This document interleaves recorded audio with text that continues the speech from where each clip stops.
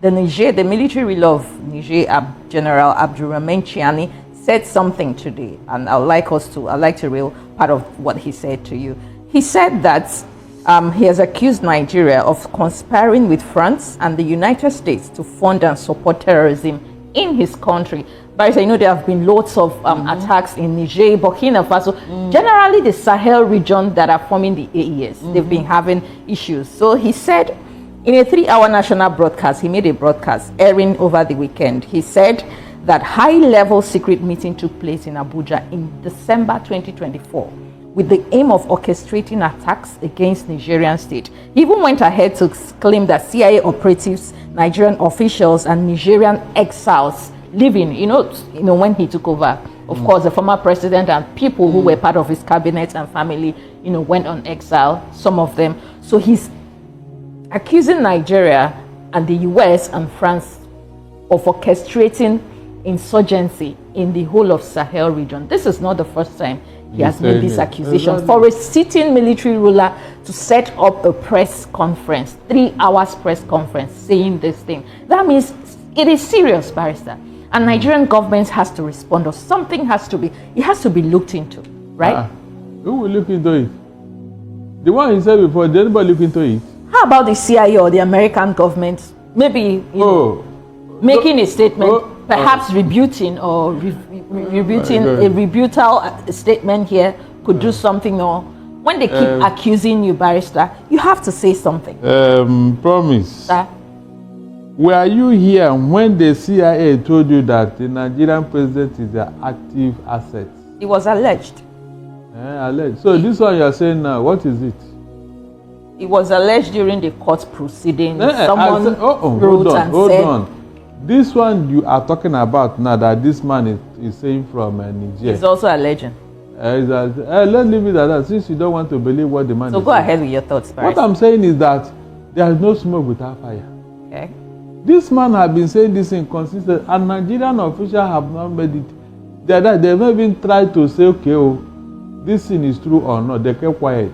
And then the CIA is there telling you that your president is the active asset. What do you think? You think it's for nothing, Abi? I told you that France did not leave Niger with joy. No, they left with bitter heart. And they are going to get their pound of flesh, whether you like it or not. They won't go away from that country until they destabilize it. So what the man is saying is 100% truth. That Nigerian government is complacent in creating chaos and insurgency. They couldn't have done it. They wouldn't do it without the collaboration of Nigerian officials. The man has said it severally. We are providing a succor for them. Unfortunately, Nigeria forget that the CIA and even the France, the French, they can never be your friends as long as the economic interest is involved here. They will continue to destabilize you until they get what they want from your economy. That is irony. You can see a whole chairman of ECOWAS. Chairman of ECOWAS.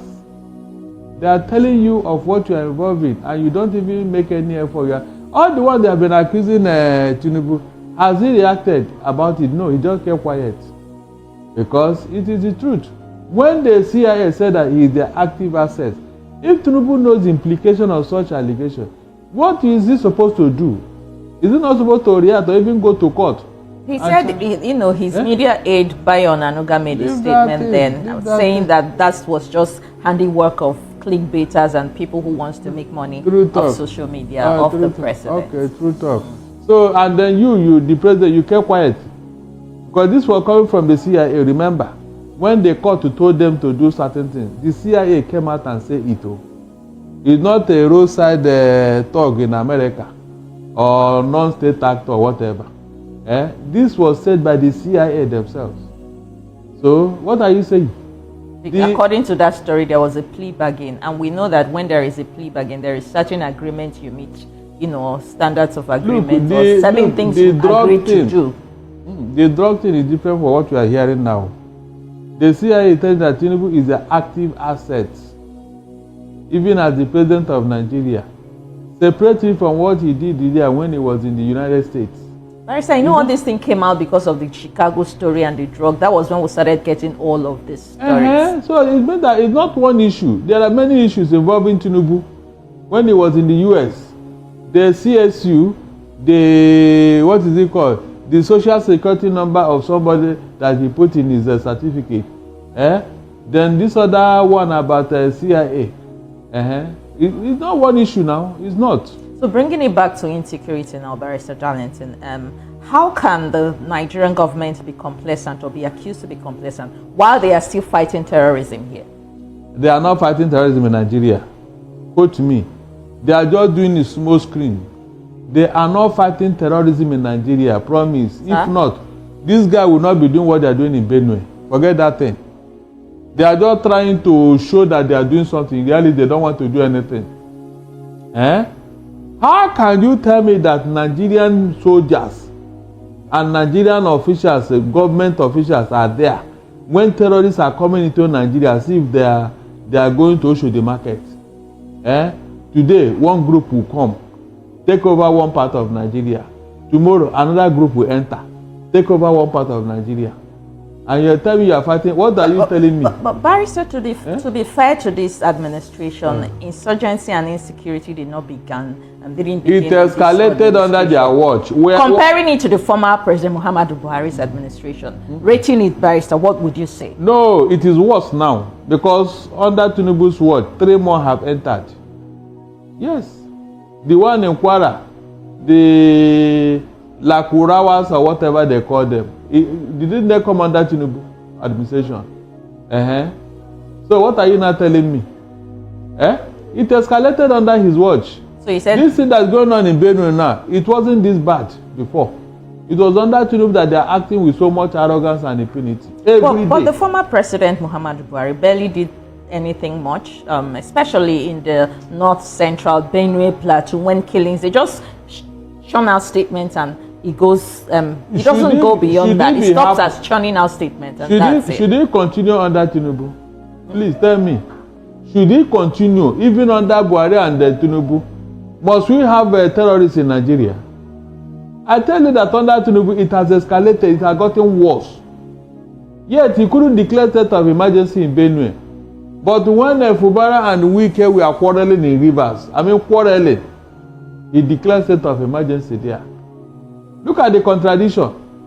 Tell me, what is going on in Benue State? Is it not enough for Tinubu to declare state of emergency?